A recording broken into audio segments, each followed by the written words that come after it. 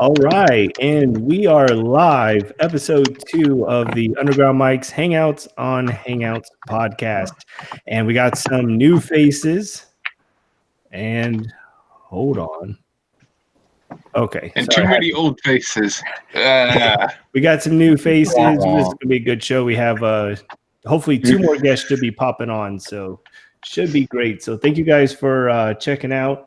I have your comments coming through on a feed over here, so definitely make sure that you are interacting with us, and we'll be taking questions and stuff. But before we get started, I have to say huge thank you. What's up, Farmacyde? We're just going through some introductions. We'll get to you in just a second, all right? No worries.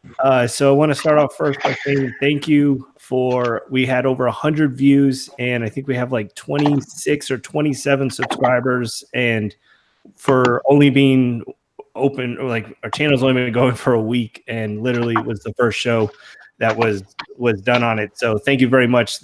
We've been getting a lot of great positive feedback, and we hope to keep growing, and this thing's going to get really big, and we're doing it for you. So anyway, I'm Mr. Jamestown. For those that don't know me, I'm the one behind the Twitter account for UnderGroundMics and all of our different genres. We do have 10 different accounts. So just in case the last time I didn't mention it, we have hip hop, rock, electronic, country, pop, R&B, Latin, live streams, podcasts, and radio shows. So if any of those genres fit your style, then definitely make sure you contact us. We like to promote, and anything to get your voices heard, that's kind of what we do. So definitely make sure you check it out. But thank you for all the support on the first episode.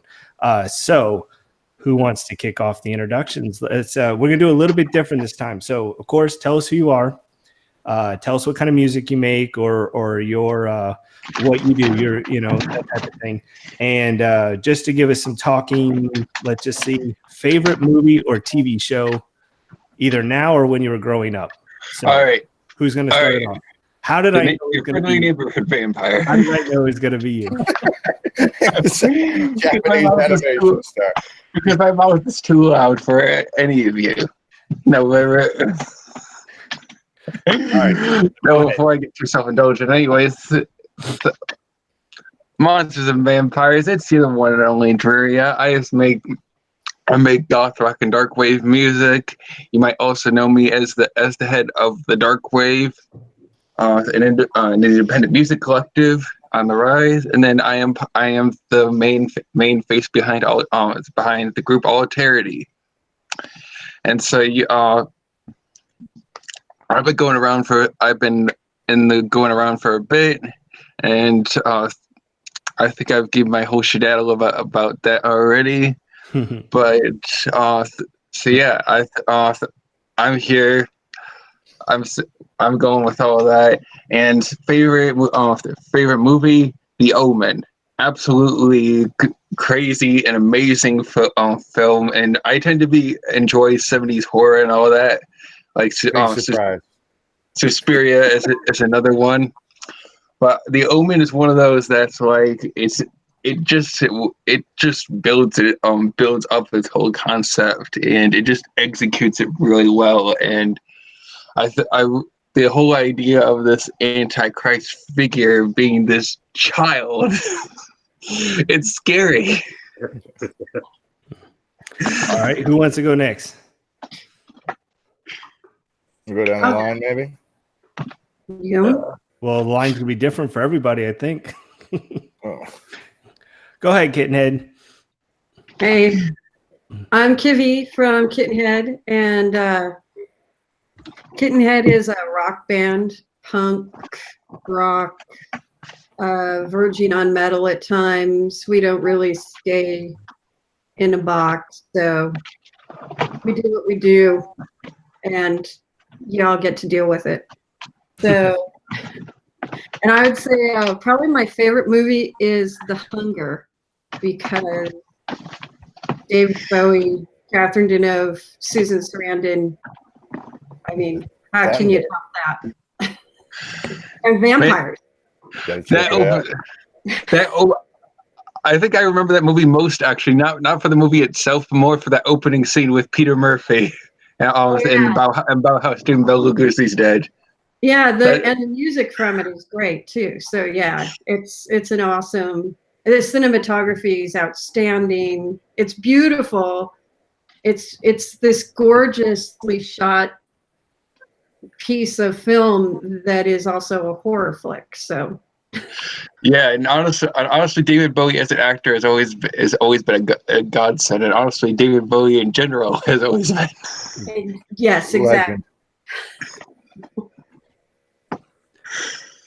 All right, John, go ahead.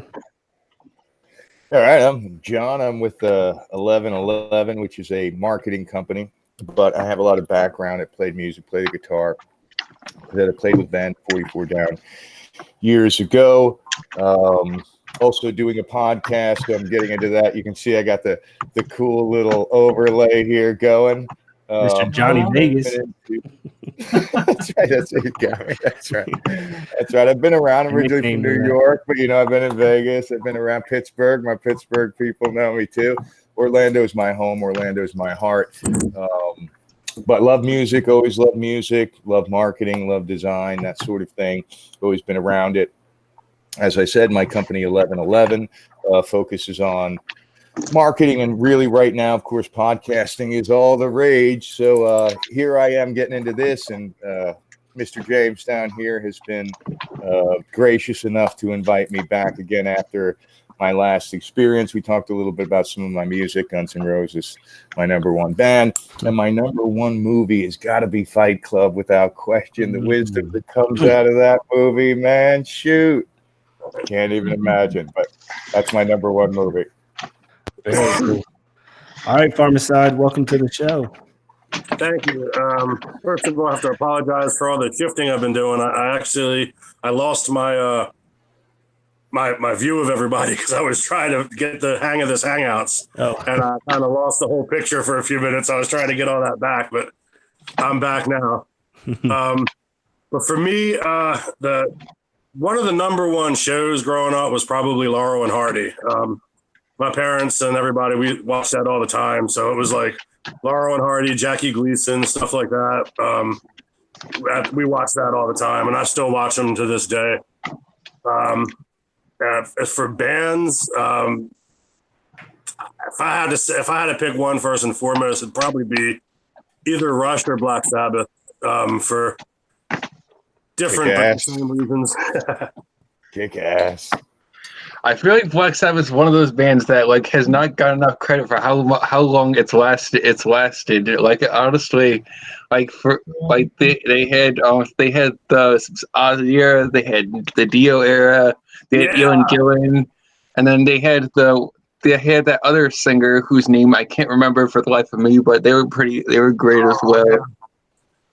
Who's the singer that replaced Ian Gillan? And that's a good question, because it's funny as I'm about to say, my favorite Sabbath is really the first four. The ones with Ozzy. I kind of changed up after he got involved. I hate to say I'm one of those guys that kind of got off. You gotta be. That's it. That's what I mean. When you're talking Sabbath, you're really talking Ozzy, Dio. You got to be along. But I mean, after that, you follow Ozzy, right? Yeah. From there, it was like Diary of a Madman and, Bark at the Moon and the whole, Mm-hmm. Yeah. See, I've always been more mixed on Ozzy's solo stuff. I think that's a hot take, but I feel like Randy Rhoads has carried more than Ozzy. Crazy Train. Come on, it's an anthem. It's a legend. I mean, Blizzard of Oz was great, but I think after that is more where I'm saying I feel like more the musicianship carried to that a lot more than Ozzy, and especially the writing. Oh yeah, for sure. All right, Dennis. He's been with us since day one, which was actually last show. I'm from this side of Anarchy. I've been in band since like 1980s. For the last 20 years, I've kind of been doing it myself. You can hear me on this first episode with some more details. I do like Laurel and Hardy too. They were always my favorites. And favorite movies, I don't know. I guess Groundhog Day. That one always. Oh yes, great movie. Great movie. The last guy that just joined is a good friend of mine. I'm so happy he's on the show here. Back in the day when we used to do a gaming podcast, he was actually my co-host and just an awesome guy. And then he had to get up and move away from Orlando and all the way to where are you? Washington now? Seattle? Yeah, I took a leap of faith coming to pursue my dream, my man. You can't knock the hustle for it. So he's actually, if you play any type of video games or whatever, but he designs them and was working for Twitch. Well, here you tell them who you are. This is all right. Well, I want to thank you, James, for reconnecting me back with this because, like you said previously, we were definitely doing a podcast, and unfortunately, life happened, and now we're back at it again. My name is Angel. I'm a software test engineer at Twitch, and I pretty much write the test cases for the extensions team. So, like James said, I graduated in 2015, took the leap of faith coming out here, and I came here 2016, 5 interviews in 4 days, none of them game related, but I figured let me come here and get a job, get situated. 6 months after that, I got into Microsoft. I worked on Xbox One X, Halo Wars 2, Gears of War 5. I'm part of the original team that brought PUBG to console.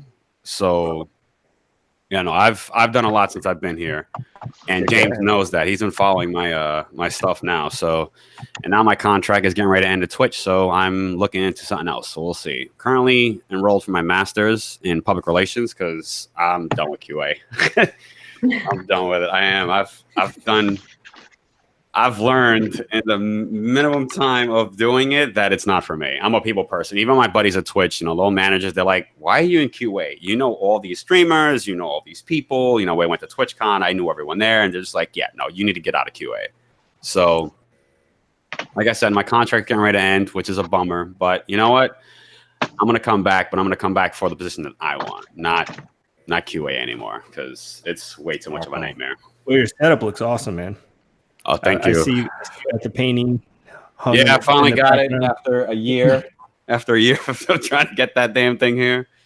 You're making all our camera qualities look bad. You have a nice setup too, so I'm not trying to hear that. Yeah, actually, what's funny is I have a good webcam and I turned it on, but it showed too much detail and there's too much junk and clutter all over the place.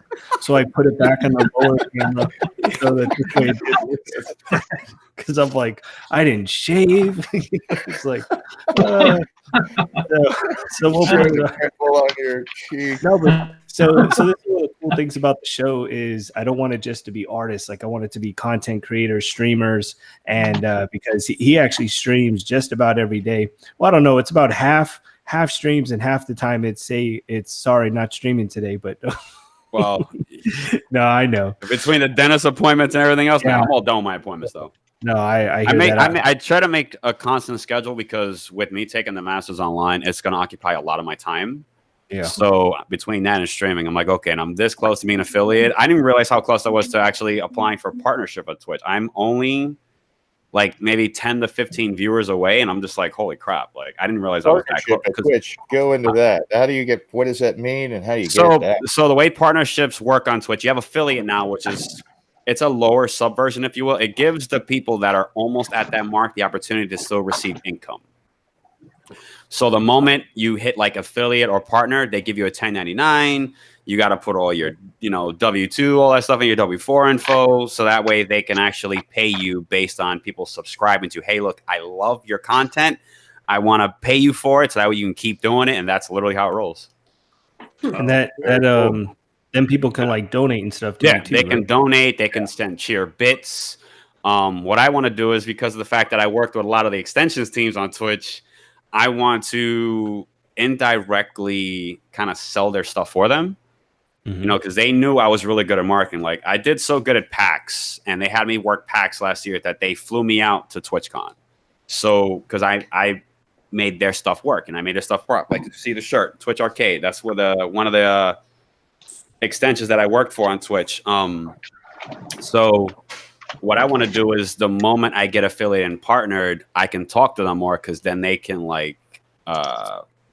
they can have me advertise more of their things. They're having me. I already signed an NDA with my former team, so it's not like the moment I was getting ready to leave, they were like, we're just parting ways. They did everything in their power to keep me. But you know what? Right now, I'm enjoying it. I'm enjoying streaming. I'm enjoying spending time with my family. I just got married recently. Moved my family from Florida out here. So it's right now. I'm just like, you know what? I need a month off to just relax. It'll give me time to get my master's under control. And when I'm ready to go back to the workforce, it's not a problem. Washington State out here is one thing I could say, knock on wood, it's not hard to find jobs out here because it's the tech industry. You have endless companies out here, and they're all looking for people every day. So it's one of those things. West Coast. Yeah, it's Valley. You got a whole ton up there in Washington State. Yeah, from Cali all the way up, it's just jobs, and especially jobs like what I want to do. So, because if I stayed in Orlando with James, unfortunately, I would have been limited to either military contracts, which I'm prior military, and I don't know if I want to really deal with that right now. Cheers, brother. Prior military myself. And so Dennis too. Nice. Yep. So there's quite a bit of us in here, and Disney. I don't know if I'm not trying to work That's Orlando in a nutshell, man. Yeah, Disney. It's Disney and love bugs. Yeah. That's all it is. I saw a thing that said Florida has 4 seasons: pollen, love bugs, summer, and hurricane. That's quite accurate. That's our 4 things. So, all right. So that's basically everybody that's in the show. So, one thing, hopefully, we'll be getting some comments that are coming through the channel. We do have some people watching. So if you're watching, leave a comment, and if you have a question for any of us or just a topic that you want us to. Yeah. So, I know Drearia wanted to talk about distribution a little bit, so I guess we can go ahead and start it off on that if you like, and then as you guys have questions or things pop up, we may have some people come in and go and that type of thing. So if new people come in, we'll just kind of wait until we finish that topic, and then we'll get them all introduced and stuff. So Drearia, you want to talk a little bit about that? Yeah, so I want to give a shout out to Farmacyde actually, because he was one of the people who primarily suggested to bring this up. Oh, thanks, bro. Yeah, because we had we were talking in the group chat for UGM Rock, and we were talking. We were talking about distributors, about putting stuff out and how it's a bit pricey on there. And I was talking about, of course, DistroKid and how awesome that was for me. And of course, I felt like that was important to bring up that, and bring up other work. How does distro? Since you just brought that up before we move on, because I'm curious about that. I presume it's a distribution platform. Give me a little background on that. Okay, so it basically works. It works a lot like other platforms like your CD Baby, your TuneCore, and all that. But I think what makes DistroKid great, unlike a lot of this, is that it's a lot more simplified. It feels it's like a beginner's distributor thing, and I feel like in that sense it's for the better. Has anybody else used it? Oh, yeah. Kivy? Yeah. Kitten has distributed DistroKid. Yeah, I regularly work with a lot of indie artists who have used it, and even some of the ones on in the dark wave, they've used it, and I've worked with some of them, and I've even given some of them. I've even some of the ones that I've worked with artistically, like doing remixes or other stuff. I've been able to do the work through their system, and I've ended up I've basically led them onto there. So I'm very advocate about that. The only reason I'm not using DistroKid now is because they're like something about my my partner in Alterity. His card isn't accepted by them, so it's just I want him to get paid. So that's that's it. So if it wasn't for that, I would be using DistroKid. And I tell everybody who's not in a weird situation like I am, use DistroKid. What's the percent? I mean, I presume they get their cut. They got to get their percentage. Everybody's got their percentage. I mean, ultimately, you'd like to think that anything creative is not about I will say, it's about the and I will say, ironically, the DistroKid has an easy way to split like profits, like with like with like people who have a DistroKid account. So say so say me and another person I did a track with, we both had DistroKid. All right. Mm-hmm. So I could just put it off. So I can. There's an option where you can like do like splits, where it's like splits, and then it'll show me 100%, and then I can just simply add another person. I can put in the same email, and then it'll automatically load it, and then right away, boom, and then I can split, say 50-50 or whatever percentage, and then boom, it's split right there. Does anybody else use any other distribution platforms, or how do you I mean, like I said, I'm old school. When I was with 44 Down, we were printing CDs and selling them outside the venues. CD Baby and TuneCore are the main common ones I've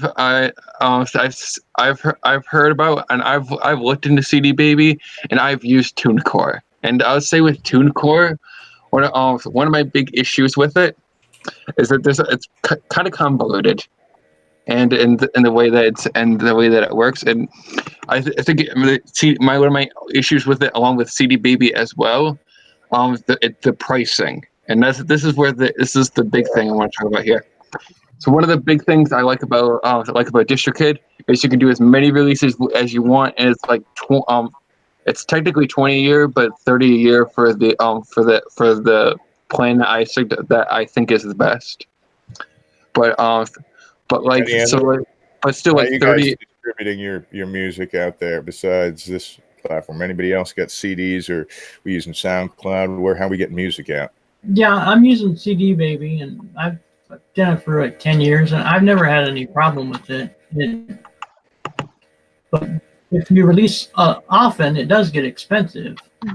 Yeah. But that's for like an album release a year, you're not spending that much. But if you keep releasing, then which seems to be the way it's going, so that's why I'm kind of looking maybe going to DistroKid.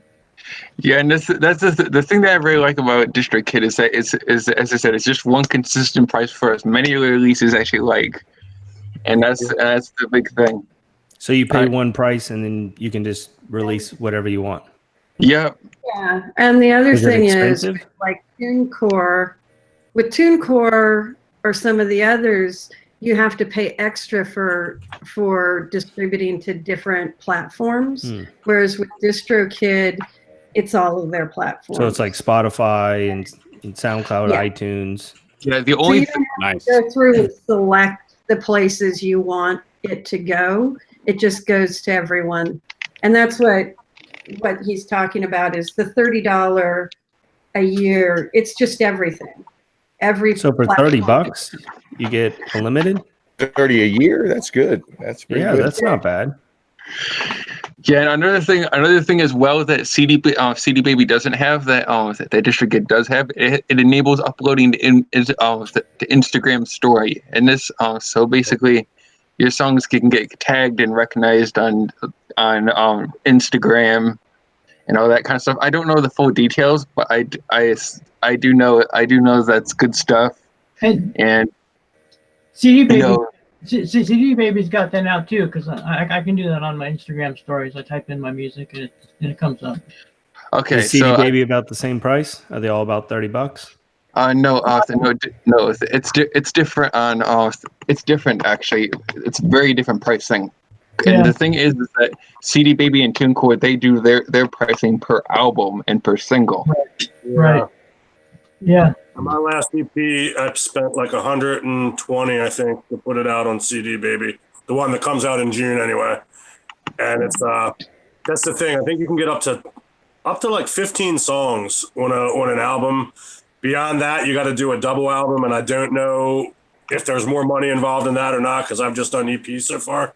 But I've been thinking about that too because I watched the last week's podcast earlier today, and you guys were talking about whether or not to release singles or a full record. And that's kind of where I am because where my second EP comes out in June, I have a full album that I'm going to have coming out probably around November, December. But now I'm thinking of putting some singles out prior to that. And now I'm thinking of like DistroKid, because if I'm gonna drop 2 or 3 singles, you know. How long do you usually take on an album, Farmacyde? Because you weren't on the other one. We talked about this a little bit last time, but that was something that I'm very curious about. How long an artist is typically taking on putting together an EP or an album? For me, it takes a bit, because I'm a solo guy as well. I'm doing the whole deal. I dig it. See, it's like I'm kind of coming up with my concepts and doing my song, and then refining songs, and I'll get like a main riff that I like, and then I'll kind of dress that riff up, and okay, how do I want the change to be here? How do I want this to be? I guess generally, I'm sorry, I'm a little bit nervous. No, don't worry about it, man. I dig it, man. You're right up my speed. There's no script. All you guys have been really cool on Twitter and everything. So thanks to everybody on here tonight as well. Very cool crowd. I didn't want to say this in public because of your beard, though. You're my favorite so far. Well, that's have a pretty- I really can't grow it. That's really fair. I was lying, Kiwi. You're actually my favorite, don't you? If I put the high-def camera back on, I'll have a little beard. But so, Angel, I wanted to ask you something. Since we have a streamer on here, I've always envisioned this concept of combining music with streaming, and I know some streamers they'll play the mainstream songs or whatever, and there's some issues with the copyright and things like that. And but what is your thoughts on mixing music with streaming? Do you think it's like for something like if I was to partner like one of our playlists, which has a group of 20-25 artists with a streamer, do you think that could be a good networking opportunity where the artist could push the stream? Because the streamer wants viewers. I mean, there's some people that they've asked, well, why are you having streamers and things on a music platform? But really, it's the same thing. Well, he's trying to get viewers just like you're trying to get listeners. Twitch as of right now, they've changed their so each section. You had gaming, you had they had one I forgot the name of it. They used to just dump everything into. Now they have like an arts and crafts one. They have a cooking one now. So collaborations is huge. If you want to make it, especially when you guys are up and coming, I support it. I'm all for it. So with regards to music, they do have an arts and entertainment section. So if the streamer who's playing the game wants to collaborate with a musician, they have that option, or the musician themselves can just venture off and do their own thing if they want to. There's a lot of people I've seen on a few of the channels. They played like a piano. I've seen one play a saxophone. They had a recording of an orchestra not too long ago. So could a streamer that's playing like Fortnite or Call of Duty or whatever, could they play one of our Spotify playlists during their? As long as it's music that you guys created and it's not copyright. Because here's the thing about the whole copyright infringement thing on Twitch. If it's live, they don't care. It's when you go back to the VOD is where they mute stuff, because that's where the copyright infringement occurs. So like for me, to kind of get away with it, to beat the system, if you will, I play a lot of mashups because their algorithm is designed to record a certain amount of time on the song, and then that gets sent off. Kind of like how Shazam works. Okay. So if they pick up anywhere between 5 to 7 seconds worth of audio, guess what? They can link it. But the mashups I have, they literally go between one song, 3 to 5 seconds. Guess what? New song. So by the time the algorithm starts to pick up the song, guess what? I'm already changing the question. So that's why I play a lot of mashups right now, so that way my VOD doesn't get muted. But as far as like what your question is, most definitely. I wouldn't have no problem helping someone. Hell, I'd even play their music on mine. If you give me the Spotify playlist, I have Spotify family, so why not? I'd be all for it. And then so you could take in and play, and it wouldn't have any negative impact. What I would do is I would make sure to use a program that shows the song name on screen, so that way people can see it. Because a lot of people that go on mobile, like if you're looking on mobile, for instance, you only get half the screen. So if you were to look at like the musician, like say if I had the musician's playlist at the bottom, you wouldn't be able to see it that well on mobile, and a lot of people are on mobile. So what I would do is I would have the song like scroll across the screen, so that way people can see the artist, the musician, they can see everything. Like, oh, where'd you get that song from? Boom, they could just see it there. They don't have to pull out their phone and Shazam. Because I do that for a lot of streamers. They pull up some really great songs, and I'm like, who is this person? And, you know, usually if they're in a raid or if they're, you know, they're caught up in the conversation, what's going on in chat, I'll just pull out my phone and just pull it up to the speaker. Here you go. And I take the song. So, yeah, if that were to be the case, I'd be all for it. But I think any streamer, if you were to reach out to any streamer, I don't see them having a problem as long as the music kind of fits their genre, if you will. So you have to like from gamers to use our music, and I always say yes and give them permission to use the copyright. Like I just say, you know, you have permission. And yeah, I just want to make sure that like the streamer doesn't have to try to get, because if let's say there's 25 artists on the playlist, you know, I don't want it to be a big hassle that they have to try to get 25 different permissions, but I also want to make sure that, you know, any credit to the artist, plays, monetization, whatever goes to them, and it doesn't affect, because I don't know, like, would you still be able to do like the donations and stuff, even though it's playing music? Oh, really? They could donate, it doesn't, people, if once you have a channel and once your channel meets the requirements for either affiliate or partner, you can get donations. You can get donations without it. It's just that you can't use Twitch's version of the donation, which is bits. Okay, because I think that could be a huge opportunity because, you know, you could have people cross networking. And because Spotify, like if you do a playlist, you can do like a 30-second clip. So it's not playing the full song, because in between, you know, like especially like Call of Duty or whatever. Yeah, you have your downtime. So snippet. Well, in between matches or something, you could play a 30-second versus like a 4 or 5 minute song.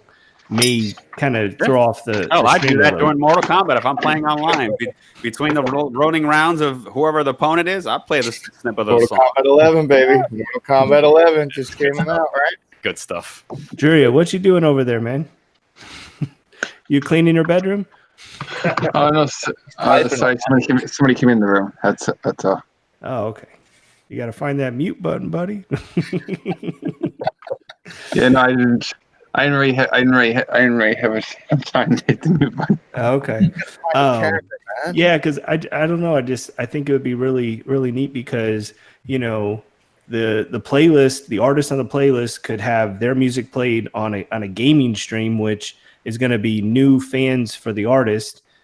And the artist can push their rock fans or hip hop fans, you know, to a gaming stream that, you know, because gamers, they like all types of music. So, I mean, you know, there could be a good little partnership, and, you know, more eyes, more ears, you know? Yeah. After Twitch really like got big on their copyright infringement, you know, because every time a song is played and the musician whose song is played, they're not getting a cut from it. So that's pretty much what it boils down to. It's money. But here's the thing though. If I'm paying for premium, I'm having that permission to use the music as well. I'm listening to it. Right. I've acquired the license to listen to the music. If I listen to it on stream, who cares? That's the problem. I think where it boils down to is that money. You're paying for it, but if let's say you're paying $10 a month or whatever for Spotify, but that channel starts making $100 an hour because people are coming to listen to the music. Bingo. And you know, that's what it boils down to. It's like I'm not getting my cut. The artist, exactly. If you want to go from the marketing side of it, we used to have Napster. Remember Napster? Oh yeah, that was LimeWire. Oh my god, Bear Share, all that stuff. It was a nightmare. The artists were getting screwed over. I invented Napster. I remember LimeWire working at Best Buy. Man. Everybody coming with their iPads, and their the little Nano and the. You know, the iPod itself. Here's the thing, man. And it's right after Napster. We got iTunes. We got iTunes. Steve Jobs came along, and again, I'm a marketer, so you got to know Steve Jobs. The guy wasn't a tech genius. He was a marketer. He knew what he was doing, and he came around with this stuff. So, but what he did was he took Napster and he said, "Look, people they're getting this music. They're taking this music. They want it. They want the music. They don't want to pay the full price." They want to be able to buy these songs one at a time, which everybody jumped on. But what they did was they included the artist in it. So what I think ultimately would be cool if Twitch did was, like, say if I was going to play some video games, some Mortal Kombat, and I was going to be blasting some Guns N' Roses in the background, maybe they say, you know, they do have to, like YouTube does. You can't get monetized if you can't make money off of someone else's music. Yeah. So they say, you know, we got to include the artists here. So we say we're going to go to these 15 artists or these 1,500 artists and say we're going to give them, because Steve Jobs didn't give them a lot of money, man. They were making 99 cents on a song, Apple was, and they were giving, you know, 30 cents to the artist. But that was better than what they were getting from Napster or LimeWire or BearShare, which was zero. Zero. So if you came around, somebody Or might want from to any record label, frankly. That's right. So ultimately it changed the game, and from that standpoint, I think they got to include the artists if people are using their music, or they got to lock it down. Yeah, either that or get the permission. I remember back when I created a YouTube channel, and this was just to document my progress through school. Well, eventually I got partnered with Machinima. So for background music, I started reaching out to Red Hook and a couple of these other musicians, and I got their permission, like documented. And what I would do is if a copyright strike came up, they would they already had it set up in the system, and it was like this kind of like referral code. And all you do is put the referral code in, and that can test it, and then they remove the strike. Excellent. So, at least that's again, the artists have to be included. If you're using, it's a big draw, just like where, you know, the Twitch and Mixer and these other game streaming, and even YouTube's big for game streaming, and any of these podcasts. Like if I'm going to start a podcast and I'm going to open it up with, you know, so it's nice to open. People want that. You open up with the music. Make sure that the artists, and especially the artists here on this panel, you guys know, you got to make something. Even if somebody's saying like, look, I'll give you 50 cents to use your song every time I use it. That's 50 cents. Even that's better than nothing. If that person's going live 2 to 3 times a day, guess what? 50 cents adds up. Amen, brother. Amen, brother. Well, we'll definitely have to try something like that. We'll we'll definitely. We'll plan something, and we'll do that. But I want to get back. We actually had some comments. Sorry, I got distracted. So we have Dutch American Theatricals left a comment, said, going back to talking about distribution, are the distributors promoting your music as well? What are your marketing strategies for promoting your music? And then it said, basically, how do you get listeners on Spotify, and are you using social media? Well, yeah, I think pretty much everybody is using to promote through social media. But I guess that's so. Do the distributors handle the promoting as well, or does it just put it on the platform and then it's up to you? It's just putting it out. It's just putting out there. Though sometimes I will say, sometimes Bandcamp actually does sometimes highlight its artists and its own blog. Yeah. Bandcamp actually has its own blog where it will sometimes highlight artists. I remember Megan McDuffie getting an interview and being highlighted on there. And I remember after that, her album started doing pretty well, and I think that album during that time ended up being her best-selling album. So the distributor just puts it on the platform. Now, do they? I'm sure they offer additional like promotion that you can purchase through them, or actually no. They really? just nope. So nope. They just run it. They just run it through and get it out there. I'm gonna contribute here on the marketing side to Dutch American Theatricals here. Dutch American Theatricals. I from the marketing standpoint, social media is fantastic, but I think as far as leading people to a distribution platform, you're going to want to give them, and I think I really want to speak, I want to get some feedback from some of the artists, and I'd like to go through each one of you because you have very varied genres, but I think giving them little snippets, which is kind of what some of these platforms are already doing. Like you can go listen to a song, but you can only listen to like 30 seconds of it, but you get the sense of the music. And then it leads you to saying like, well, you know, this is really, it has a good sound. This is something that I'm into. And then it leads to the buying. Do you think that social media, that there's a way, or that you could go to potentially a platform that would sample essentially a short snippet, or if you create your own? I don't know what you guys are doing currently, but yeah, I would like you to speak to that, kind of what you're doing for giving them just a little taste, you know what I mean? Just a little something so that they know what you're about and what they're getting into. And maybe that leads forward to the distribution platform through social media. See, that's where I feel the singles become sometimes singles become important, and that's where I use what I call the maxi single in order to get a listener fully and more invested. See, what I tend to do with my singles is I don't just put out the one track. All right. So what I end up doing is I do what's does anybody know what a maxi single is? Anybody? I don't. Educate us all. I don't. So basically, in short, a maxi single is basically a single with a few additional tracks on it. So in my case, this is actually utilized a lot in the '90s. Madonna is an artist that utilizes that a lot, and the Smashing Pumpkins actually were another. And I believe there's another one I can't think of at the moment, but there's another one that's on top of my tongue that I was great with those. But anyways, with these types of with what I do for my maxi singles is what I'll do is I'll do the single, the regular single that gets the music video and all of that treatment, and then I'll include a B side, and then I'll include a remix. You'll include all of that in a max. So you're including a large percentage of your music. Are they paying for that, or you're just giving that out there? So what I do for the pre-order is what I do for my pre-order is I'll include for the B side and the remix that's included. I'll have those be able to be streamed right on the get-go. Right when it's up for pre-order, they can stream it, but on the way I have it set up on Bandcamp, they can't purchase those tracks individually.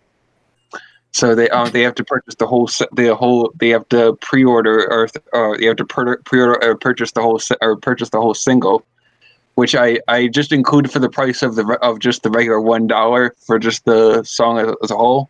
But I have it included, so it's just for the whole thing they get all three. And so but as you can see, what I do is I kind of have these three. I kind of give a listener like a full. I can get a more full image of what I have, and I also kind of have this presentation. I kind of have this track that kind of gives them the preview of what I have before it drops, before the other stuff drops, and then I usually have the remix, in order to either to coattail off another artist or to make my track more accessible to say DJs and all of that, get my stuff into goth clubs. So what would be the difference between that and like an EP or like a mixtape? Because that's 4 to 5 songs. I think the difference with that and an EP is that you really put the emphasis towards the one track, and it's again it's just the one you focus on the one track, but then you kind of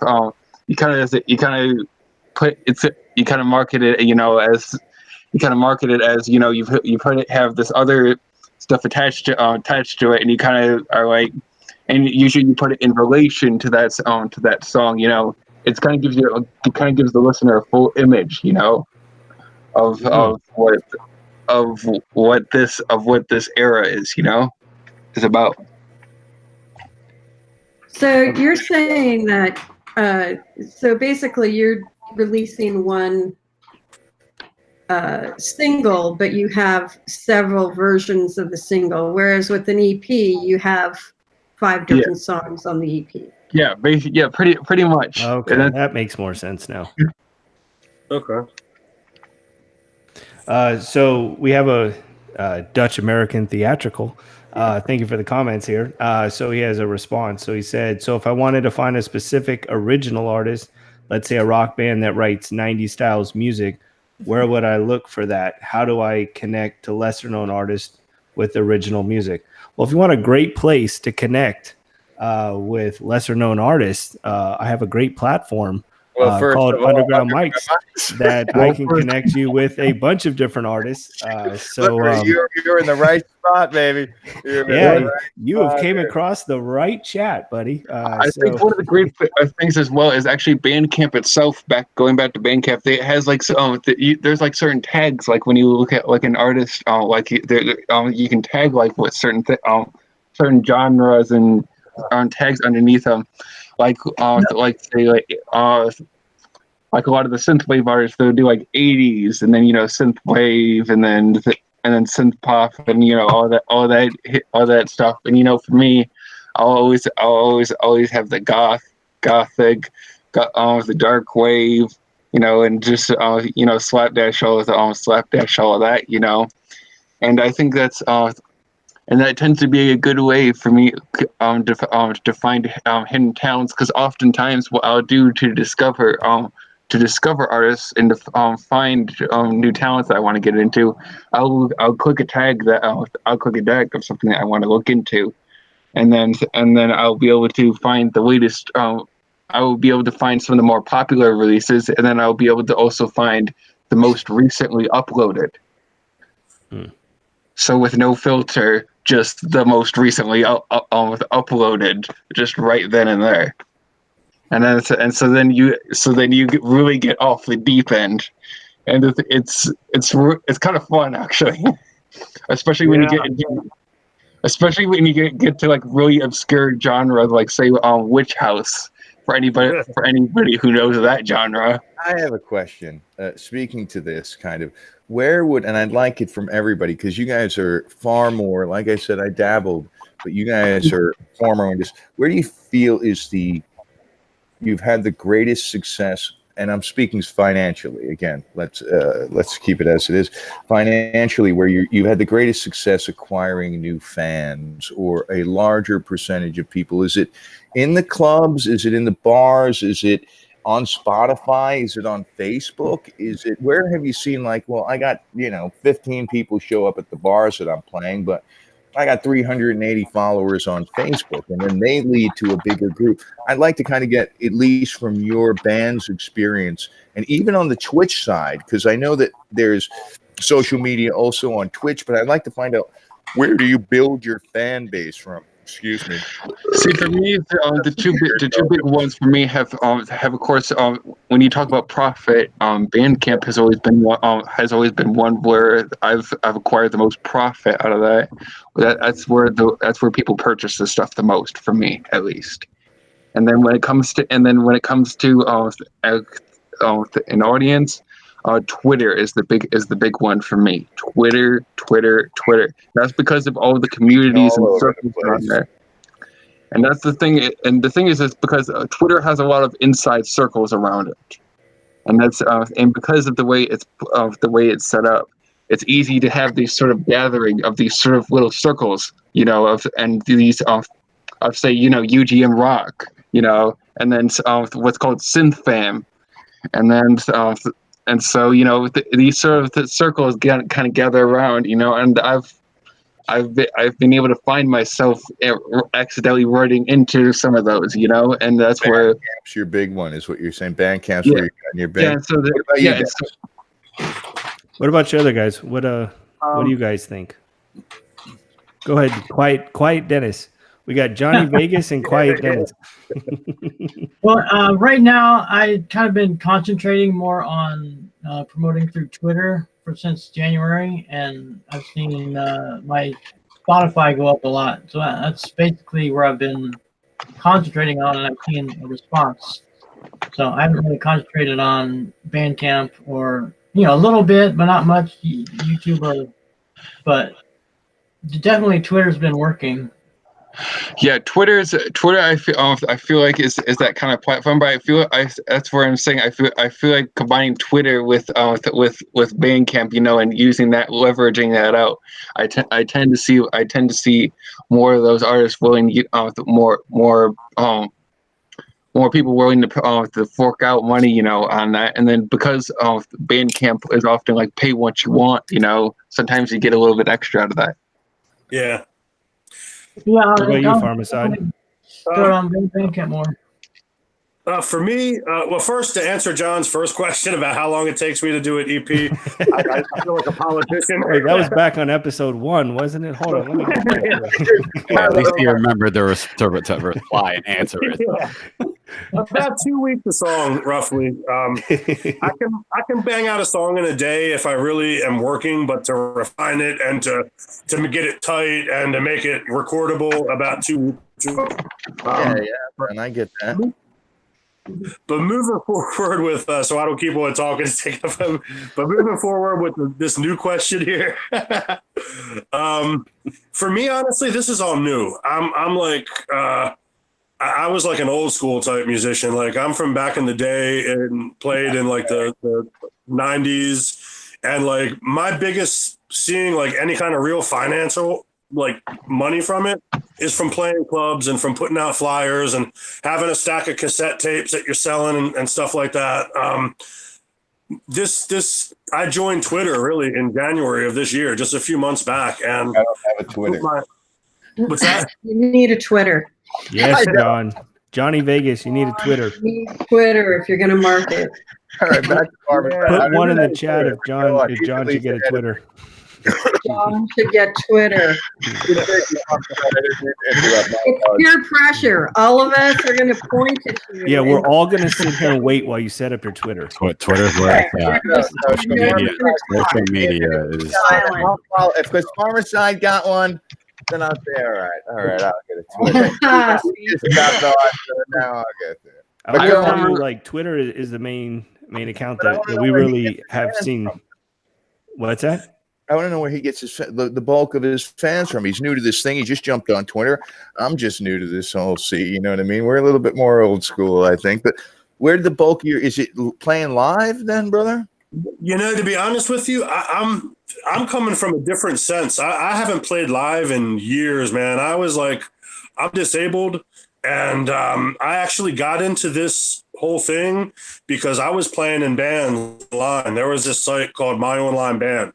And it was really cool for me because I could play with cats from all over and we could write music. Oh, that's cool. But as any of us know, the music business can be a little flaky. And that website was like major flaky. So I just got tired of waiting for for the stars to align to be able to work and was like, screw it, dude. I'm going to start putting my own stuff together. And it started out, I started just building together riffs and stuff on FL Studio to like mock up for like practice. FL Studios Fruity Loops, right? That's where the FL. Yeah. So I would like start creating mock-ups for guitar riffs and stuff for the band, and then I just ended up starting to use them myself and play my drums over them. And I acquired this program called Shreddage, where you can synthesize some pretty decent guitars in it, and that's kind of how it started. As well. I was saying I use that as well for some of the guitars in my tracks as well. Yeah, and it's like for me, this is just I've been promoting on Twitter and I'm trying to put it out like just Twitter and Spotify mainly. But I got a bunch of dudes who've actually been wanting me to a couple friends of mine who've been wanting to like put together live shows because they kind of know the material that I've been writing, and some of it was actually supposed to be for a band that I was getting together, and then that didn't work. So I started using it myself. But now that it's like they're kind of digging some of it, so they're like, dude, let's get it right and let's start getting some shows. I think that you're jumping in, brother. You're jumping in. Now I'm gonna have to get a Twitter. Now I'm gonna. Okay, so we're gonna start off episode 3 with Johnny Vegas introducing his new Twitter handle. So, I don't know if Johnny Vegas is taken, but Probably. Yeah, it's gonna be Johnny Vegas. Everything is taken. That is that's like the thing. Like, you know, you want to start a business. Like when I started UnderGroundMics, you know, I had to make sure. Okay, is the Facebook taken? Is the Instagram taken? Is the Twitter? The YouTube? Can I get the email? And that's why originally E's for E's and ones for L's. Well, like that's why we were MIKZ, because Mike's, the domain was taken. And I wanted that name, but then everyone thought we were UnderGroundMics. And I'm like, what is that supposed to mean? We're not mixed, you know, and I could see where they could draw that line, you know, and then it was also like, for example, DJ Dave, Dark Dave, you know, when he says Underground Mics, even if he says it correctly, he's not going to say, and that's MIKZ every time. He's just going to say Underground Mics. And so people didn't know. And so finally it took me 2 years. I was able to buy out the domain from the original owner that had Underground Mics. And so then I was able to do that. But then it really shot myself in the foot because all the Spotify playlists that I built, Spotify does not let you. There's two issues I have with Spotify. I like Spotify. Well, I think the quality is better on Spotify. Something about the way the song sounds on Spotify versus SoundCloud, it definitely sounds better. So it compresses it. That's what they say. The music compression is different. Yeah, I like that part. The two things I don't like about Spotify, the five things I don't like. But no, I'm just kidding. The very first thing, you cannot change your name, which I think in 2019 you cannot change your name. I wanted to go from MIKZ to MICS. And I could not do that. I contacted support. I did all this stuff. I had to set up all new profiles, which means then the one playlist that had 54 followers on it, I lost and had to start with the playlist with 0.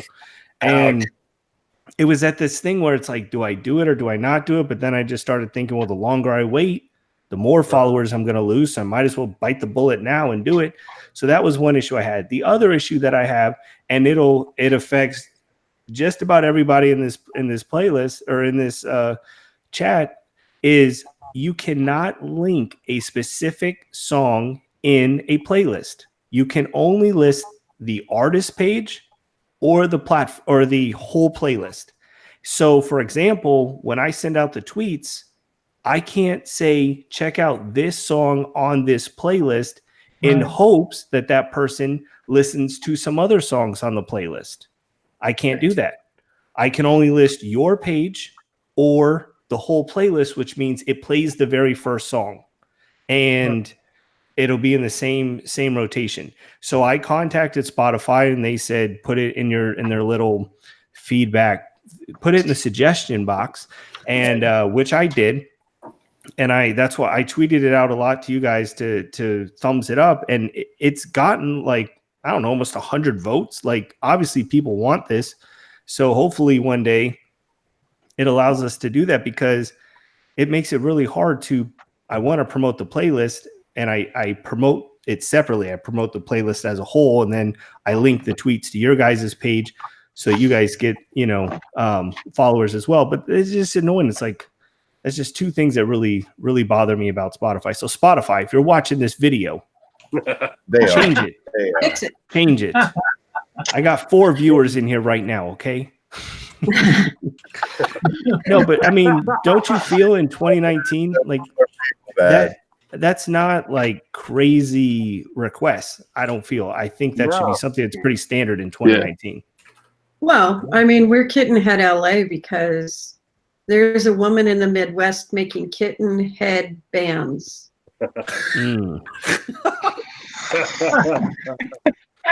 Yeah. And you can't make this shit up. My name has a Z in it. Why it's Mr. Jamestown with a Z is because when I looked up Mr. Jamestown with an S, first off, the website Jamestown was a metal product in Jamestown, New York. Okay, that part I get. But when I went to go to the YouTube channel and I wanted that, it was a picture of a leaf. I'm not kidding you. It is a leaf in a windshield wiper sliding back and forth, and someone videoed a leaf going up and down their windshield. And that was the only video they had. And because of that, I had to change my name. He wants the money. That's a $250,000 leaf if you want that YouTube page. Don't worry, because I leaved.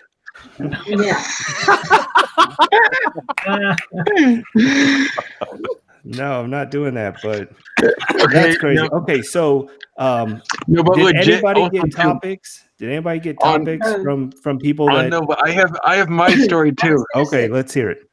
Okay, so Alterity, the reason I had to change that was actually because there's a stoner rock group apparently with the same name, and they haven't been active since like 2014. But because they, But they have the name. yes, But they have the name. Yeah. So yeah, It's, go ahead. our biggest promotion, probably as far as social media, is definitely Twitter. We have 10,000 followers. Oh, nice. Yeah. Right. So I heard about this Twitter my thing. ass man. off Somebody to said that. that. But money is really merch sales at shows. We just, that's where we make our money. Yes. And we really, I mean, at this point in time, we give more download cards out. And I give out CDs because just schlepping them back and forth from shows, you know, Yeah. between that and the frickin' Marshall stack, I'm like, no. Yeah, you're trying to get the fans, right? You gotta give it. You want to get people to love the music. See, like here's the thing, the CDs, and at least if people from a marketing, and that's what at least my experience is, from a marketing standpoint, like I never understood it, and Microsoft's kind of doing it right now on the gaming side, and you can speak to this also. But the best model is. And I hate to say it, it's kind of the drug dealer model. But if you got a good product, right, get them hooked first. The first one's free, right here. Take a listen. True. That is true. It's true. The video game. Me being out here, that is so fucking true. Like you have, oh my god. From all the studios give them the free CD, and they're gonna come. If they like it, you're gonna get the people that you want. Like you don't want people that don't like your shit. You don't want people like, oh, you got to do this, do that, whatever bullshit. You want people that love your shit. Give it to them. Give them a little taste. Stick. Coming back, right? Well, that's why it's the show. For free, you're giving CDs away. You want to build the fan base, and once you got it, then they're gonna buy everything else that you got. The merch. The other games that come out, everything else. Once they got your thing, I'm like, do you want them to buy a $5 CD or do you want them to buy the $45 hoodie? I'll give them the damn CD. You get $45. $45 on a hoodie. Yeah, you can have this $5 CD. Now, when you're at the shows, right? Exactly. I do that all the time. I'm like, oh, you want to buy it? Here, have the CD with it. When you guys are done, I'm going to give you the gaming aspect of it because it's not. Yeah, that's actually why. Different. It's not different. Like with me, I think I'm the only person with this type of experience, but I run, of course, the music collective, the Dark Wave, alongside being an artist and all that, having an all group. And what I like to do with the Dark Wave is not only do I have the free compilations every month, that kind of gives it a sample of all of the artists that we work with on the regular, but also one of the things as well that we tend to do is that for the first week an album is out, it's name your price at Bandcamp, so it's like you can pay for nothing. Oh, that's cool. That's a good idea. Well, didn't Radiohead do that where they gave away?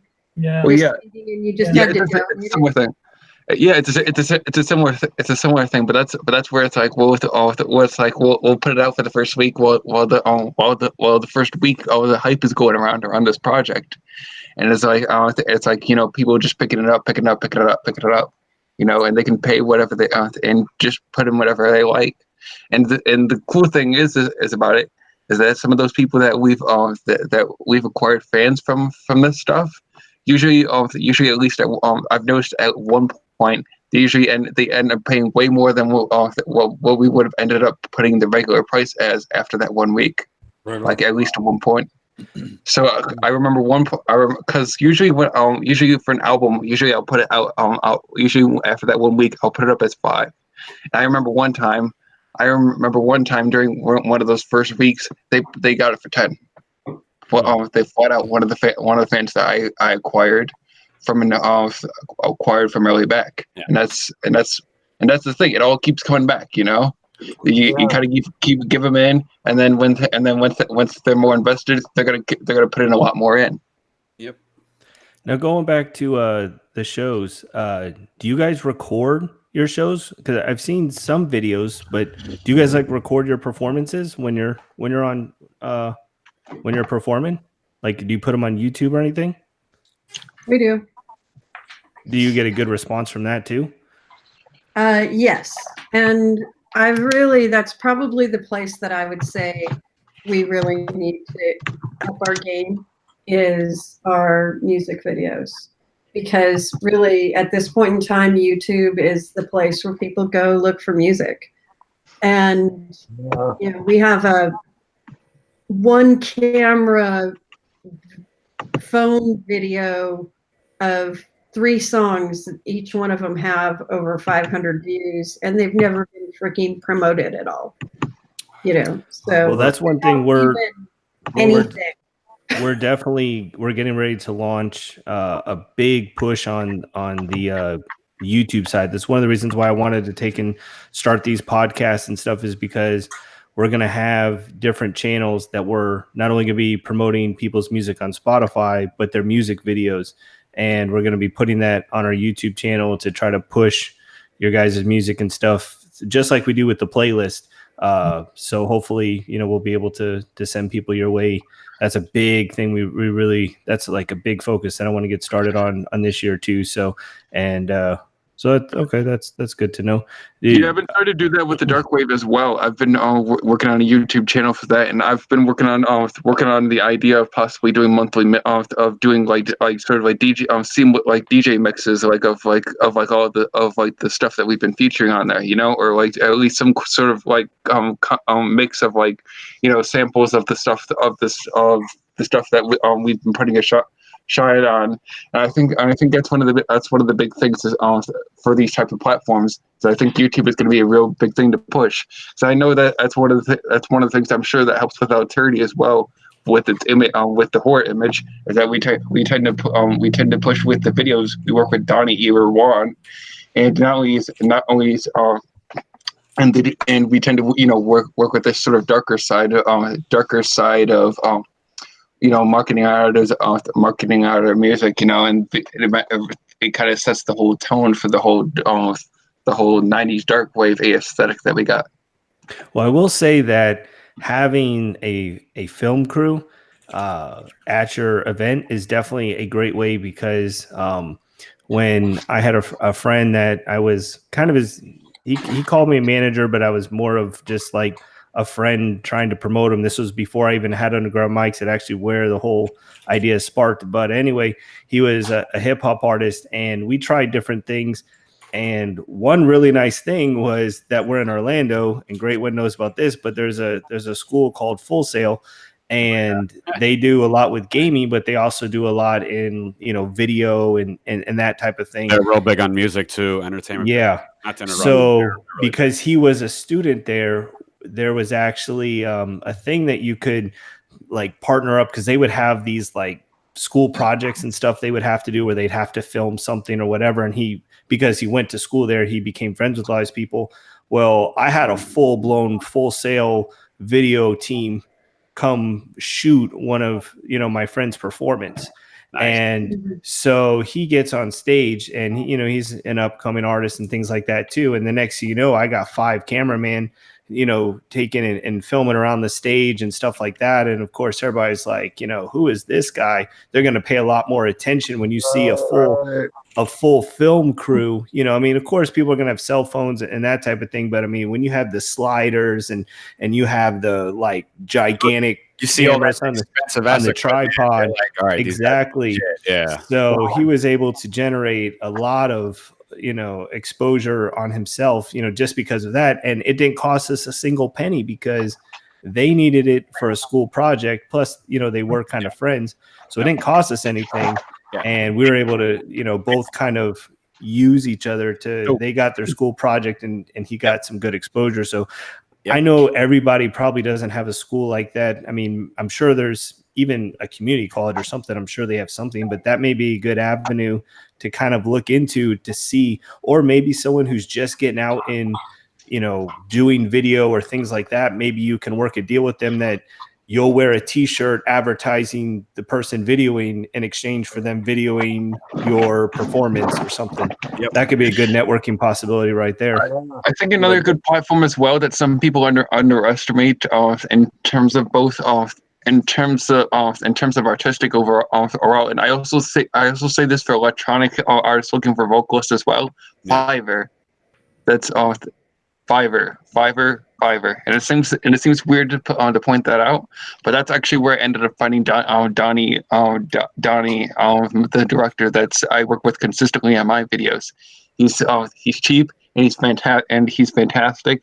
And the thing is this is that it's easy to find quality there if you know what you're looking for and you know exactly what you want, and that's where I ended up. Yeah, Fiverr, you need to be it's not like, because we actually use Fiverr to make our logos. And at first I had not really an idea. And I'm like, I want a logo. And they're like, okay, I need specific details of what you want.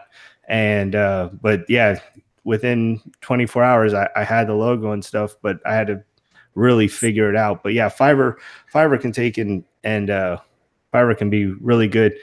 All right, so we'll probably do like one more topic and then maybe wrap up the show. Is there Farmacyde or any of the quiet people that wanted to? John, are you here? He muted. I know. He's setting up his Twitter account. Don't bother him. Setting up his Because he asked earlier, like regarding Twitch or like regarding the gaming side, how do I get myself out there? Well, the first thing, I'm a people person, so that actually helps. I have no problem coming up to you, introducing myself, and I could do it so indirectly that I make it just seem so natural that it's not really like a business meeting. Hey, can I touch on that for one quick second? Okay, this is how much of a people person he is. So I'm back. I was watching while I was smoking a cigarette. Oh, you were setting up your Twitter account. We got it. Your Twitter name is? The best type of marketing doesn't feel like marketing. No, I was saying, so Great One is such a people person. We were both, how were we talking before? Social media? Yeah, but, okay. It was regarding tickets on Full Sail. So Full Sail gives a lot of tickets because the live venue, they host musical events, gaming. Anything entertainment. Yeah, I went to Full Sail.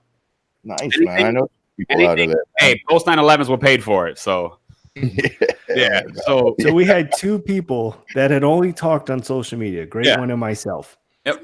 We go to a Call of Duty event, and there's a couple thousand people at this Call of Duty event in an arena, and we run into each other. Never really met anyone. Or met each other, but from his voice, I was like, turned around and I go, Great One or Jesus? I wasn't sure at the time. But yeah, you want to talk about a people person, man. And he just will go around talking to everybody. I mean, it's really okay. Sorry to interrupt. Sorry. You're good. So my wife said I have the gift of gab because I've made friends in public restrooms, laundromat. Whoa, hey, we are not that type of washing your hands. If you see someone who has something gaming related or a shirt on, you're gonna say something. Yeah. Or the music. Yeah, if I see somebody with a badass nice controller or a Limp Bizkit or something, or ACDC or whatever, I'm gonna say something. Nice stick. The first thing that Full Sail taught me was branding. Take a name and you have that across every social platform. So realistically right now, not to toot my own horn, if you look up Great 1718, you're going to find it on everything. Why? Because I don't want someone tarnishing that name. Give it one more time for me. I'm going to type. I got to get that down. Great Ones. 718. GREA. Golf for the military one. Golf Romeo Echo Alpha Tango Oscar November Echo 718. There you go. Amen. Can you just put that in the group chat so that yeah. There you go. Put it in the group chat. See how this works. But yeah, definitely a people person. All right. So do we have another Do we have one more topic? It's the show's already going an hour and a half. I don't know how long what time your bedtimes are. Go ahead, Dennis. Quiet, Dennis. Go ahead. No. Let quiet, Dennis. Go ahead. I got a couple questions on how to use Twitter. Social media questions. Go for it. So don't ask Johnny. Except for Johnny. But how do you guys use the difference between when you like something, when you retweet something, when you comment on something, when you mention somebody? Okay. I mean, what are the advantages or disadvantages of all the when to do what? Liking something means you're agreeing with it or associating with it. If it's kind of like on Facebook when you like something. Yeah. So you click on you like, and they have like all the annotations now where it's like, laugh, angry, or whatever. So it's an emotion. If you like something, it means you appreciate the thought. If you retweet it, it's a statement that you're trying to make. Yeah, but shouldn't there just be retweets? I know there's a thing where they might be getting rid of likes. Like wasn't a thing before. It was before you would star it, before Twitter got more user friendly. I think they should just get rid of it. Either you share it. You know what they need to do on Twitter? They need to give us a fucking edit button. Twitter, if you're watching this, give us an edit button. Yes. Every other social media you have to delete your tweet. Yeah, you have to. Yes. You have to delete it, put it back in, and then edit it. And that can be very difficult, especially if you're having things like polls. Like we do polls. If you haven't voted in our showdowns, go to our Twitter accounts. In the pin tweet, there's a poll. There's artists that are competing for your vote. Please do it. But anyway, sometimes you'll make this whole poll and tweet and spend all this time, and then you're like, oh, whoops, I put the Twitter name in wrong or something. And then it's do you delete it? But there's already a couple votes. Maybe those couple votes are the ones that decide the winner. So you don't want to piss anybody off. So you just kind of leave it. Yeah, that's definitely. For the musicians out here, I want to ask you a question because I know Vine went away, and Vine was really. It started off musical wise, and then it became a dumpster fire. What are your thoughts on TikTok? Because TikTok is like little snippets of the new Vine. TikTok's the new Vine, right? Is it? Like that's because I have an account and I literally just created one so that way no one can inherit my username. See my issue with TikTok is nothing about the platform itself, but I've noticed that it doesn't have as much leverage as Vine did. It doesn't nearly have as much impact, and I've noticed it even on the charts. The only real big TikTok hit we've had is that Old Town Road, and that's about it. Most of the times that we've had like a TikTok hit, it's never been like an actual hit. You know what I mean? I got you. So it's literally someone having like a one hit wonder, and then it's like they're forgotten forever. Kind of thing. Even Lizzo's current hit right now. That's kind of becoming big on TikTok. TikTok kind of reminds me of Instagram, but like with more filters. Yeah, but like what I'm like, does anybody here know who Lizzo is? Who? Lizzo. But she's a rising pop artist. She's actually much more bigger in like Europe and outside that. But anyways, what I'm saying is she just got like a TikTok hit. She just got a hit off of like TikTok and all of that. It literally just debuted on the charts like literally this week. And the thing and comparatively, she has a song that's been big in like basically every other country but the States. I see. And it's like the Bubbling Under number one. Number one on the Bubbling Under. So basically, probably going to be in the top 100 next week. And that track feels a lot bigger than the TikTok hit that's going right now, because it's, as I said, TikTok doesn't really, it's really kind of its own contained thing. I feel like it's not going to be that type of Vine, at least from what I see. But going back to what Dennis was saying, if you release a song and you say, "Hey, here's my new song, please retweet," and then someone likes it but doesn't retweet, don't you kind of like, what? Yeah, you kind of feel disappointed the fact that you reached out to Yeah. them and they didn't share that same excitement as you did. Especially like even if you tag them in it, like Yeah. you know, or sometimes you know we'll say something like retweet this tweet for you know Yeah. a shout out or whatever, and then someone will like it, and it's like okay, well. The same look on your face, the same I have. Like why? I mean, I'd almost rather, you know, like I don't get the point of what the like is. It at least when you retweet it, it shows on the because it goes when See, you at least for me, when I tend to use the like as like something that like as me saying I agree with this, but I don't want to post this on my page. Yeah. Like so, Yeah. like say if there's some sort of like say if there's Well, and there's so many people who you're kind of breaking. Are you breaking up? You there?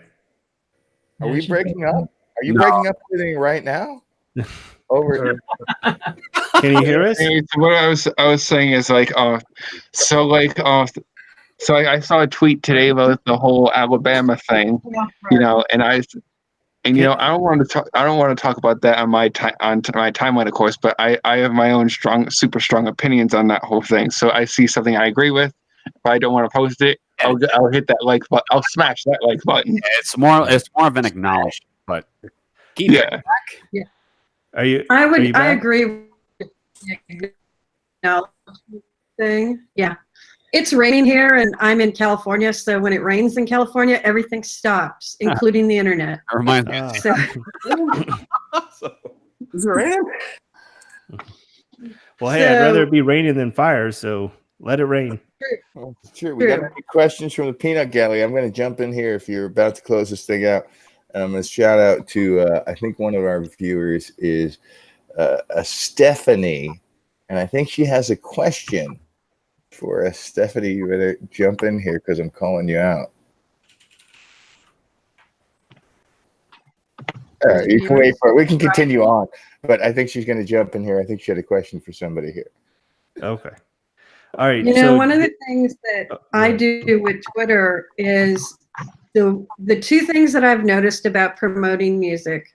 One, always put your song first, which is completely counterintuitive, but that's where they can click, and that's how it will show up below. And the other thing is I always put a quote from the song. I try to find a good quote from the song, and then people will interact with that. Rather than even requesting that they retweet it, I just put a quote from the song in and then tag people. Yeah, find something that's relatable to the demographic, if you will, that you're trying to cater to, and then that's like the same way I do it at Twitch. Like Twitch, people like people all over the world, like, oh yeah, I work for Amazon, but I'm assigned to Twitch. They don't grasp that concept, so I tell them, think of Twitch as the ESPN for gaming. Oh wow, okay. Yeah, Twitch is it's the way to do it. Yep. Call of Duty, go to this genre. You want Wii Sports, go to this. You want archery, guess what? They got that. Go here. You want live cooking? Yeah, they have so many different genres right now. It's like it's insane. So I think that's the way to do it. One, use branding. Find something that sticks. Amen, brother. Amen, branding. And that's one thing with language. With the playlist, like one thing I started doing is I would take the playlist and I would basically have a template and I would just swap out the artist name, the title, and the song link. And what I've started doing now is I include the link, but have the artist prepare some like a message, and I put it in quotes like it's from them, and I have them make it creative about their song. So when they're looking through the timeline, they see the tweet, it's, you know, I wrote this song when I was going through a bad breakup, or I wrote this song when I was homeless, or whatever it is. Yeah. And this way they can get like a little snippet, a sentence, you know, whatever we can fit inside of a message that explains where this idea for this song came from. And I think that's really helped kind of, you know, because the timeline, I mean, especially back, you know, before when we had so many different playlists, you know, it became very repetitive because every tweet looked the same, just a different name and a different title. And now when you read it, it's almost like I try to picture like a YouTube comments, like it's something different. That's kind of, which speaking of comments, make sure if you're watching this, if you want to talk about or comment on any of the topics, whether you're watching it live or not, leave it down in the description or in the comment box. And we appreciate that. So Dennis, do we answer all of your questions? Yeah. Actually, anybody have any? I was saying I'll go on that note as well. What I actually do with my Twitter, actually, alongside that with the branding, what I've actually done is I've actually does anyone know what Giphy is? Yeah. Yeah. Man. Yeah. So I went through Giphy and I searched for like a bunch of clips from like horror films and all that, and so what I do is it's like I'll like when I do quotes and when I interact and stuff, I'll do like memes. I'll sort of be like a little bit memey, like I'll do it with like these like horror these like horror stuff, and suddenly it'll like go off the rails. Yep.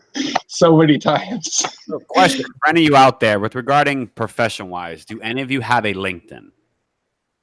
Oh yes. Nope. Oh yeah. A LinkedIn account. Yeah.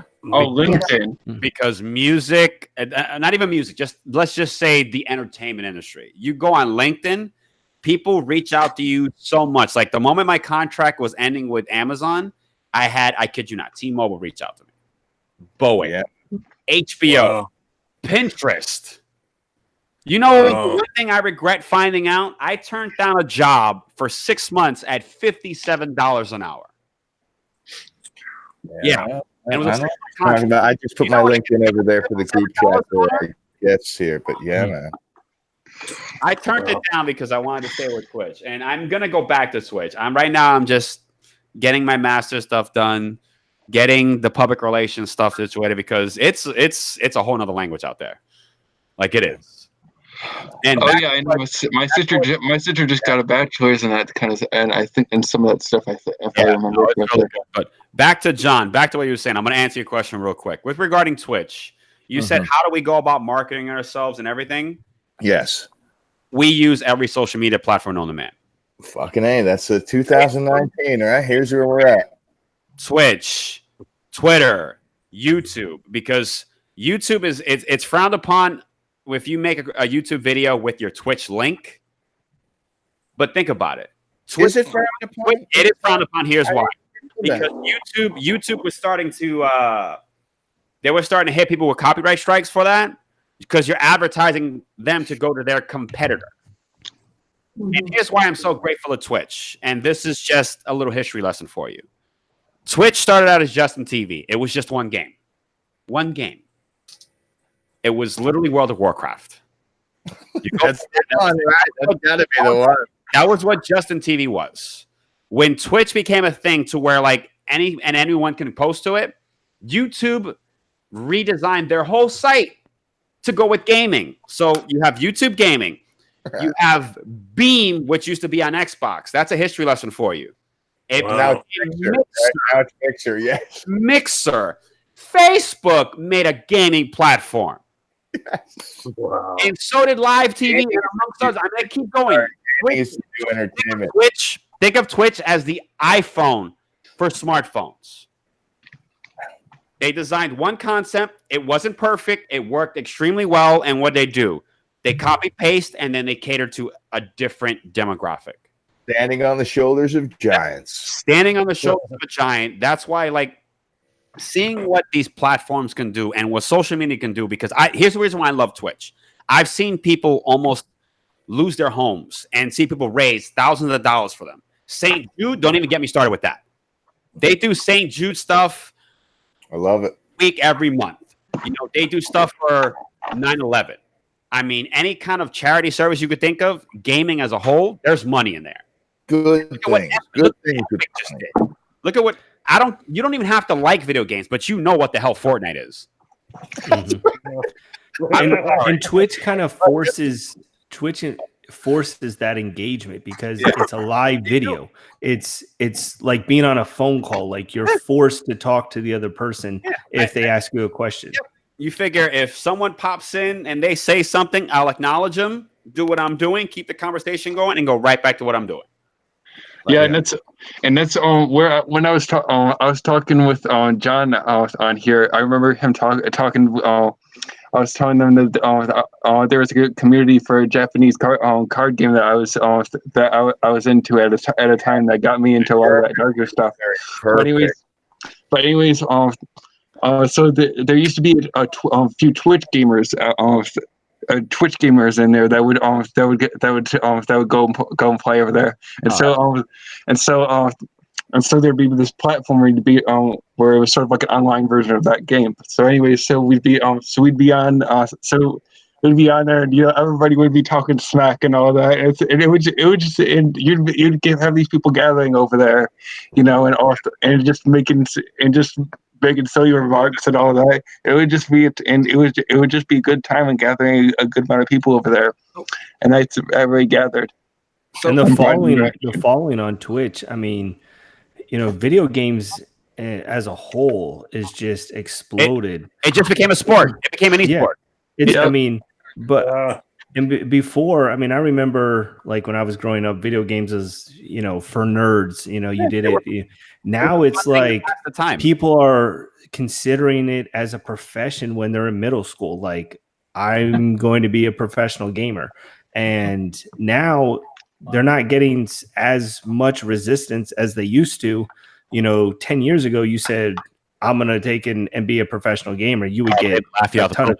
Now they're like, yeah, man, these people on YouTube are making millions of views and they're winning. I mean, the Call of Duty tournament they went to $1 million for a weekend, for you win this thing. I mean, they're 19 years old buying houses and Ferraris. I mean, it's crazy, and we'll see 20 years from now if they can afford an apartment. But it's crazy that the same thing as like an artist. Like, there was always so much pushback if you wanted to leave your job and become an artist, you would get pushback. But now that more and more people are doing it, and there's more platforms to get it discovered on, I don't think there's as much resistance as there was 10 years ago for the same thing.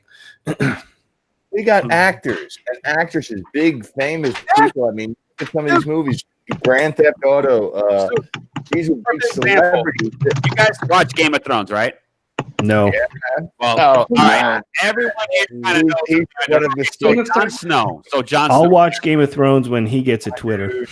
All right. So one particular.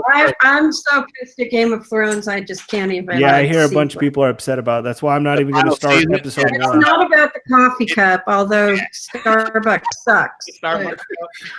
So one guy from that show, Kit Harington, Jon Snow, the guy who plays Jon Snow. Yeah. He was the villain in Infinite Warfare. And Call of Duty. The video. So that's how it's gotten like they take actual actors. Who is it? Not George Clooney. Damn, what's the guy from hold on, I gotta look him up. They had the dude from Goodfellas. This started back in GTA Vice City. Yeah. Who is the guy? Vice City, GTA Vice City. Goodfellas. Who's the main guy? Ray Liotta. Yeah. Ray Liotta. Yeah, he was the voice for that. Yeah, but when they put Snoop Dogg in the Call of Duty as the announcer, that was just absolutely hilarious. Yeah, I mean, it's a voiceover. Yeah. The announcer, like, you're in this crazy intense war fight, and then you got Snoop Dogg. Get him, man. Roll another one. Okay, so we're going on almost 2 hours here, so let's maybe wrap this up for now. I don't know, 2 hours. What do you guys think? Until next week, you might have to start, because we're gonna have like a 30-minute closeout with everybody. Okay, so what we'll do is we'll give everyone a minute or two. Dennis, you get 3 minutes since you've been quiet. You get 3 minutes.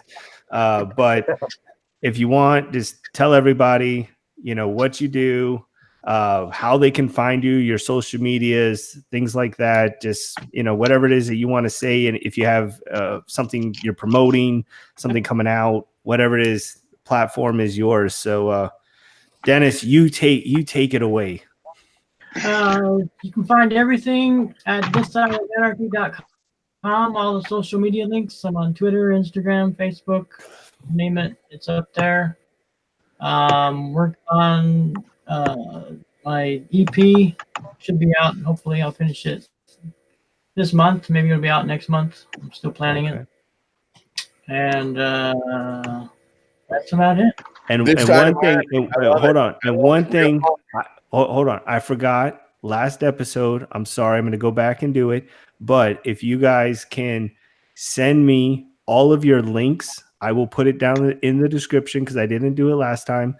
But if you will send me the links, that means John's going to have a Twitter. So if you can send me, 4 or 5 links, whatever it is that you want.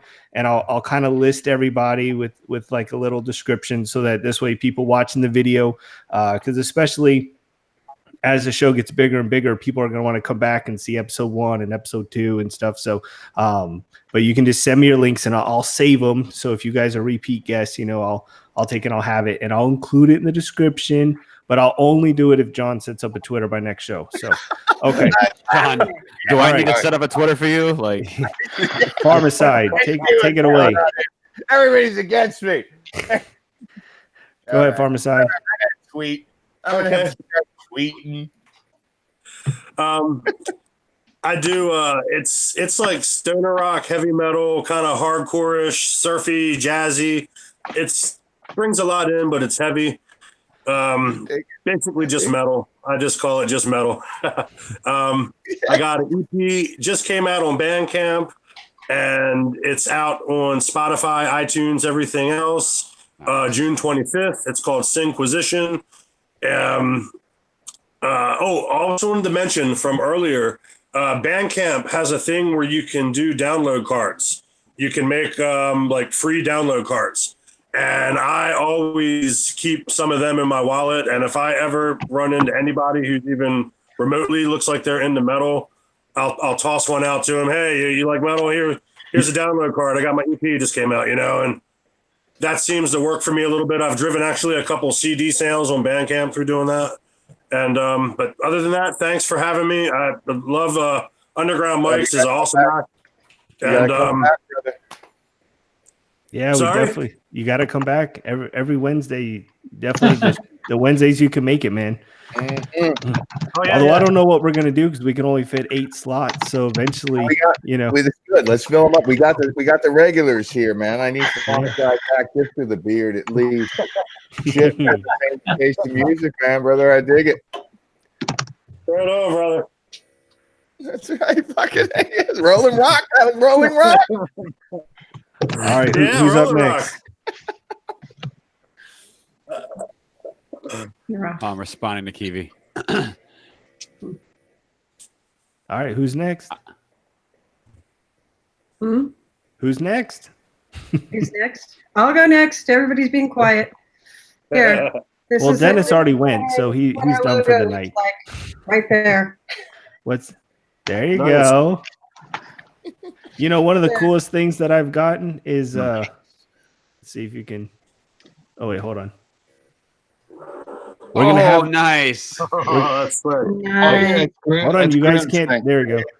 So that's from Gas Mask Grimsteel, and hopefully we can have him on the show one day. I really want to have him on, but yeah, I love stuff like that. So go ahead and definitely if you can. Do you guys have a store or anything for your merchandise? I know you were saying that you sell it. We usually sell at our shows. Okay. I got to interrupt here. Talk to me then. After that, go to 1111. Send me a message. We'll set you up with some place where people can buy your shit online. Okay. Who's watching, they can get your stuff because I'm with merchandising and anybody on here. You got logos, you need branding, you need anything like that. I'm a marketing guy. I got to jump in here and let you. But Kiwi, if you don't have anything, and I'm with you on the merchandising side of it. Yeah, let me know if you got the stuff. We have CDs, we have everything. I have the cat who keeps pushing the freaking computer. Oh. Right. I was wondering what's going on with. Right there. Sweet. That's I thought somebody was in the room playing a joke on you or something. no. She keeps headbutting the other side of the freaking computer. So we're Head LA. We're on all social media, SoundCloud, Spotify, Facebook, Twitter, Instagram, YouTube, you name it. We're there. We're a rock band.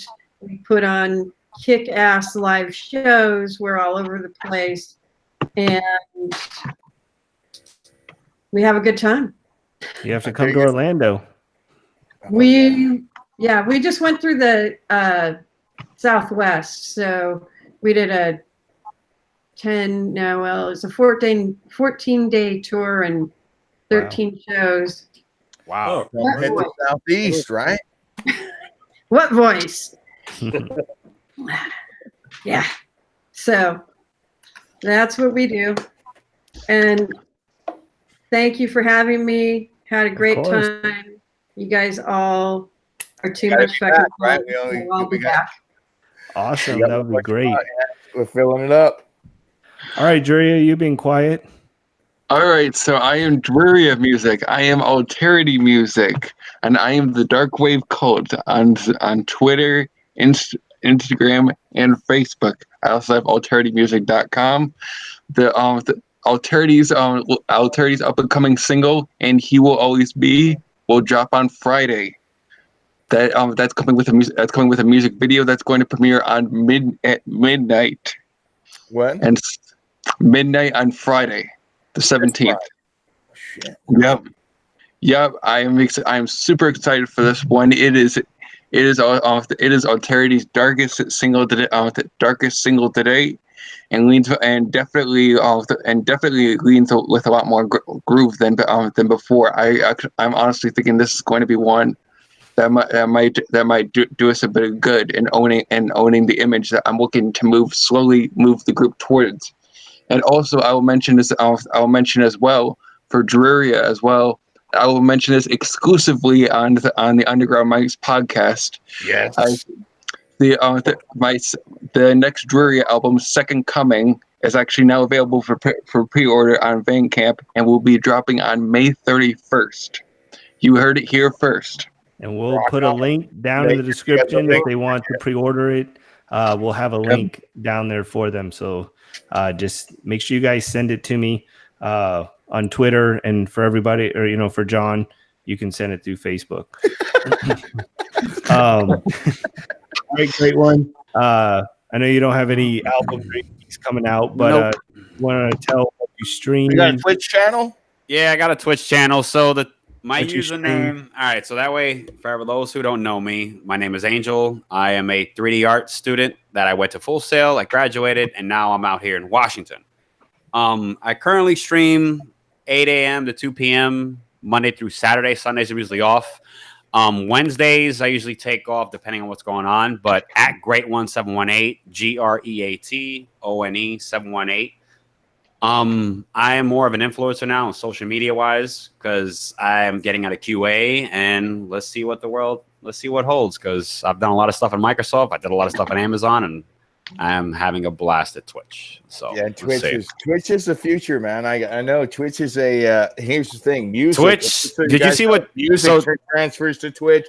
I've seen people do you see what Twitch is doing now? IRL, right? So that way you guys know, and you're going to hear it first here, because guess what? I'm no longer there. They are acquiring sports franchises, and they're going to be acquiring music next. So they're going the sports route. If you notice, they have like Monday Night Football, Thursday Night Football. They're introducing soccer. They're trying to get these licenses because they literally want to be the one-all, end-all of entertainment. Wow. Okay. And Amazon's got the money, so we'll see how it goes. Because that's right, Bezos. All right, and I am Mr. Jamestown, and I just want to say thank you guys for being a part of the show. You guys have been awesome. having a YouTube channel before that I grew by myself, and seeing how this channel is growing so quickly in literally less than 2 weeks is just exciting. And the fact that we have so many guests and stuff is just awesome. And hopefully for the people that are watching this, if you can, please support the people that are on this show. They just took 2 hours of their evening to take and provide content that hopefully you enjoyed. So there's going to be links down in the description. Any way you can support, even if you just say, hey, I checked out your show, I really appreciate it. Download a CD or follow them or just something would be really great. That to me would be just awesome, because you guys are doing so well. Of course, subscribe to our channel, turn on notifications, and I forgot to introduce it at the beginning, but we are going to be doing a $25 cash giveaway at 250 subscribers, which we should hit. I mean, we're growing about 25 followers a week. It's probably going to grow even faster as we get going. But anyway, so once we get to 250 followers, we're going to do a $25 cash giveaway. We're going to do it live on whatever show that we pass that milestone. And the only thing you have to do to enter is just be subscribed to the channel and have the notification bell on. So what we're going to do is we're going to pick the winner. And if you have that notification bell on, then you're going to take in and you're going to win the $25 US dollars. So I don't know if you're in another country how that works. I'm going to throw in here. I'm going to jump in here. I'm going to say 1111 is going to throw another 25 on top of it. So $50. $50.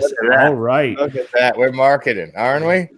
So there we go. So if you haven't subscribed already, just like how John's going to get a Twitter by next week, make sure that you're subscribed and you turn that bell on so that you have a chance to get that. But seriously, I do really appreciate everybody that is a part of the show. This was an awesome show. I mean, 2 hours flew by like nothing. And hopefully some people learned and they come back next week. All right. And no matter what happens, I think all of you are Fergalicious. Yeah. I'm out. So, all right, guys, we will catch you next week. Thank you so much for watching. Drop a like, drop a comment, subscribe, and win that $50 and help John get himself a Twitter. We'll see you guys next week. I need the money.